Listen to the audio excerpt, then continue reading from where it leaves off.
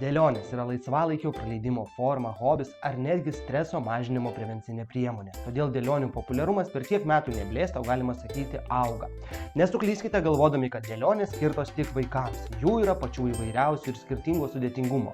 Pasižiūrėkime kartu, kiek ir kokių dėlionių mes turime savo asortimente, o jums teliks išsirinkti tai, kas labiausiai patrauks akį.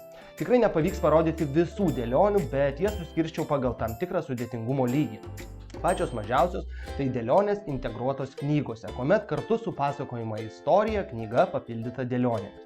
Toliau seka dėlionės skirtos mažiesiems. Jų detalės yra labai didelės, kad mažieji galėtų tiek su vyresnių šeimos narių pagalba, tiek vieni nesunkiai lavinti savo smulkiąją motoriką, pastabumą bei įgūdžius. Erdvinės 3D dėlionės tai galimybė pasijusti architektu, nes čia jūs sukursite sumažintas pastatų ar žinomų objektų erdvinės kopijas. Toliau seka jau kiek sudėtingesnės dėlionės skirtos vyresnio amžiaus vaikams ar net suaugusiems. Šios dėlionės pasižymi įvairiais paveikslėliais nuo animacinių filmų herojų iki gamtos vaizdų ar peizažų. Na ir pabaigai dėlionės tikriems užkietėjusiems dėliotojams. Šios dėlionės tiek savo paveikslėliais, tiek detalių gausa bus rimtas iššūkis kiekvienam.